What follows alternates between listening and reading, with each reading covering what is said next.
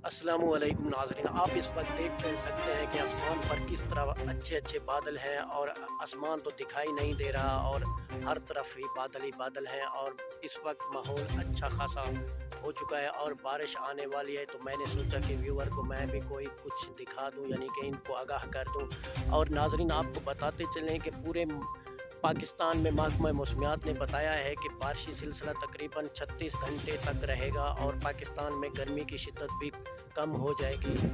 और अब नाज़रीन, आप देख सकते हैं कि इस वक्त तो कोई यानी सूरज का नाम नहीं और गर्मी का भी कोई नाम नहीं।